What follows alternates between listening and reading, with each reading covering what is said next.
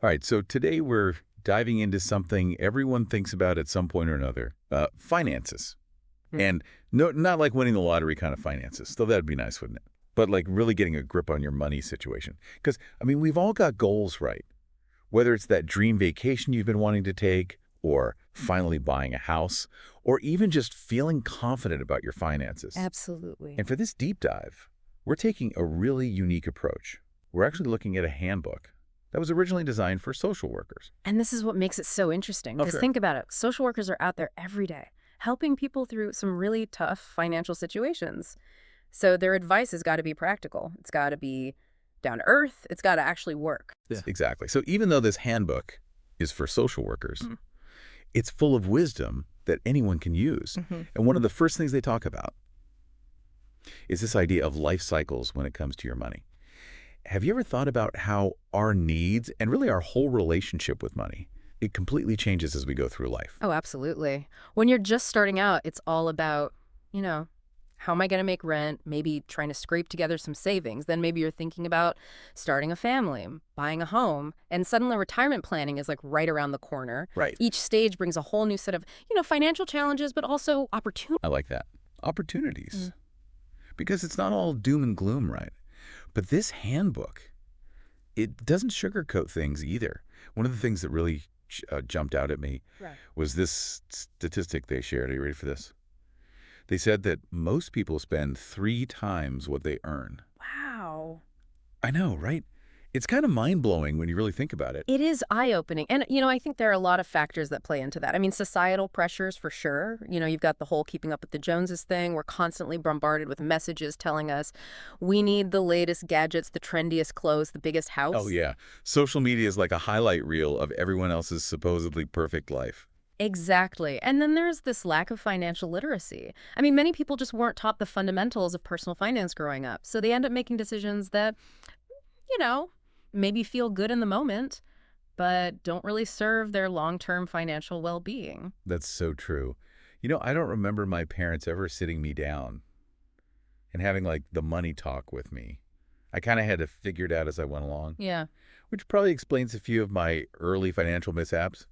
But hey, we live and we learn, right? Absolutely. And speaking of learning, the handbook digs into something I think we can all relate to. The whole spend less than you earn mantra. Oh, yeah. It sounds simple enough, but in reality, Well, it's a lot easier said than done. exactly. Well, Easier said than done. So the handbook breaks it down into two main levers: increasing your income and managing your expenses. And I don't know about you, but I would love a quick and easy salary boost. We wouldn't. Right. But in reality, increasing your income, it often relies on a lot of external factors like the job market, your skills, maybe even a bit of luck. Yeah, it can feel a little bit out of our control sometimes. It absolutely can. But here's the good news: your expenses. Yeah, Now, those you can actually do something about, starting right now. and that's empowering. And that's what I think is so key, right? We often get so focused on the income side of things. But actually, sometimes the biggest wins can come from really getting a handle on our spending. Totally. It's like that saying, right? It's not about how much you make, it's about how much you keep. But actually figuring out where all your money goes, that can feel like a whole job in itself. Oh, absolutely. And this is where I think this handbook really shines. It goes way beyond that kind of like basic needs versus wants approach. And Yeah. it gets into all these fascinating ways to categorize your expenses. Okay, so this is where I have to admit things got really interesting for me too. Because they talk about this idea of classifying your spending by its function, like how the government actually tracks spending. Mhm. And it's really eye-opening to see where you line up with, or maybe where you totally deviate from, like the average person. Yeah, it really makes you realize how much of our spending is influenced by all these external factors too. Like you've got cultural norms, advertising, even just like where you live can have a huge impact. Well, Totally. But it doesn't stop there. They also talk about categorizing your expenses by frequency. So thinking about your daily costs, like that daily latte, your weekly groceries, those kind of like seasonal splurges that we all fall victim to. Yeah, it's a great way to kind of uncover those like sneaky expenses, the things that can really throw your budget off track because you don't even really think about them until you actually start tracking them. You know what gets me? Subscription services. Like $5 here, $10 there, and then all of a sudden, you're spending like $100 a month on streaming services that you don't even use. It's so true. But okay, you ready for this? This next categorization is where things got really juicy for me. they actually break down your expenses Yeah. by your standard of living. So they have minimum, normal, and luxurious. Oh, wow. I Okay. know, right? So it's like a reality check. Yeah, it's really interesting because it's not about judging your choices at all. It's more about just understanding like what truly matters to you. Yeah. So maybe you're cool with living minimally when it comes to clothes. Hello, thrift stores. But you prioritize those luxurious travel experiences. Exactly. It's about finding that balance that really Yes. aligns with your values and your goals. Yes. And that, I think, leads us perfectly to the often dreaded B word, budgeting. Budgeting. I feel like as soon as you say that word, people like want to run for the hills. It does have a way of making people shut down, right? But what if we thought about it differently? What if instead of thinking of a budget as like this restrictive thing, it was more like a roadmap to freedom? Ooh, I like that. A roadmap to freedom. Yeah. That's way more inspiring. Right. And that's really how this handbook approaches it. It's not about deprivation. It's about being intentional. It's about making conscious choices with your money, choices that align with your goals. So if travel is your thing, maybe you budget a little less for dining out and you put that money towards your next adventure instead. Okay, see, now you're speaking my language. Mm-hmm. And the handbook actually lays out like a really simple budgeting process. And they emphasize that the first step is really just awareness. Like just tracking your expenses for a month. It can be so eye-opening. You might be surprised to see where your money's actually going. Absolutely. I mean, we often have these ideas in our heads Oh, about where we think our money's going, but until you actually track it, you don't realize how much those little expenses here and there, how much they really add up. Totally. It's like that saying, beware of little expenses. A small leak will sink a great ship. Exactly. And once you have that clear picture of your spending, that's when you can start to make those conscious choices. Maybe you swap that daily latte for homemade coffee a couple times a week, or you find ways to cut back on your grocery bill by being a little more strategic with meal planning. Right. Those small changes can make a big difference over time. So we've tackled budgeting. We're getting a handle on our expenses. Now, what about actually putting all that hard-earned cash to work? Yeah. The handbook also spends some time talking about saving versus investing. Yeah.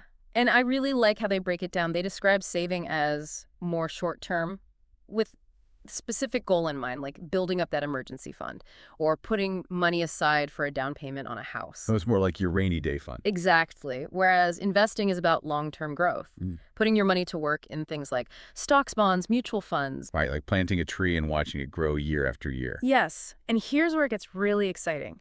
Even small amounts of money invested consistently can really grow significantly over time, thanks to this magical thing called compound interest. Like free money, basically. It really is like a Yeah. snowball effect, Yeah. where your money is earning money, which Yes. earns more money. Okay, but speaking of money. Yeah. And making sure we're holding on to as much of it as possible, the handbook also dives into this kind of tricky world of credit and debt. Yeah, and they make a really important point right from the start.